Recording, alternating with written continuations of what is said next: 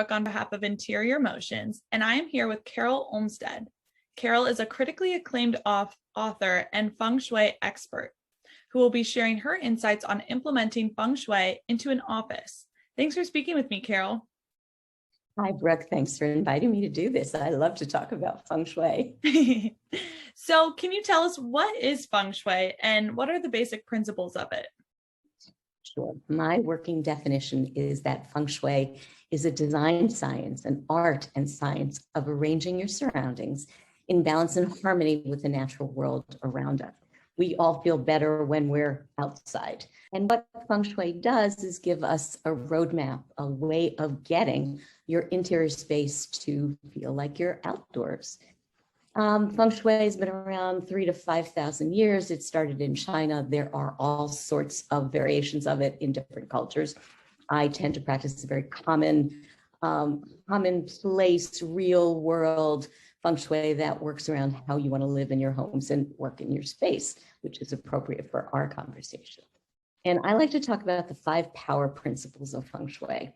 And that's what makes this all come together. And the first one is Qi. Qi is that energy all around you. We all know Qi from, if you've ever done acupuncture, the acupuncturists use needles to move the Qi, and a massage therapist uses manipulations, and Feng Shui practitioners move the Qi by moving your furniture, placing art, and we don't have to stick you with anything.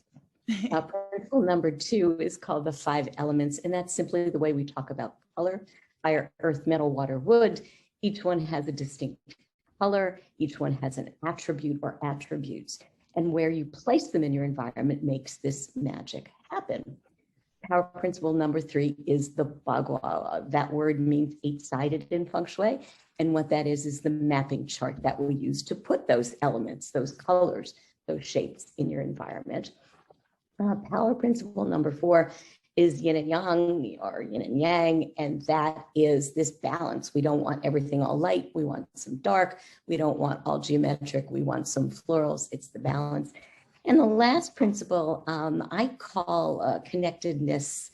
It's that sense that we need to feel connected to what's going on around us outside.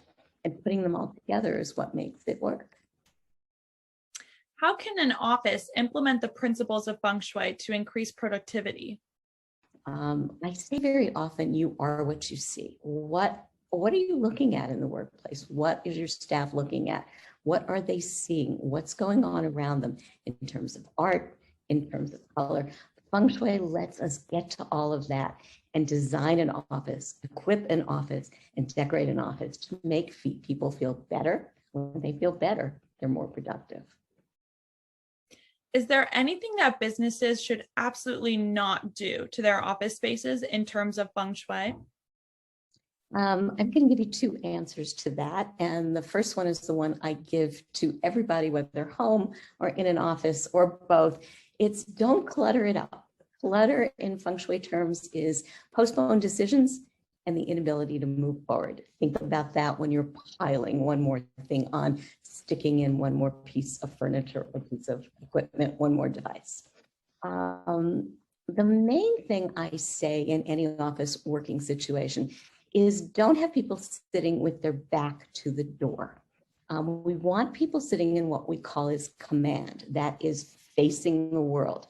So it's facing your door or doorway, depending on where you're sitting, how much you have enclosed offices or open space. But a clear view out, not necessarily right in front of the door, sometimes on the angle to the door or at right angles to the door, but so you can see out, so nothing goes on symbolically or actually behind your back. I mean, we all know that if we're looking this way and the door is behind us, we hear a noise and we whip around our head to see what's going on. You're not secure. So let's put people in command, in the power position, and that's looking out the door so they see what's coming their way. Amazing. Thank you so much for sharing those insights, Carol. Well, thank you so much.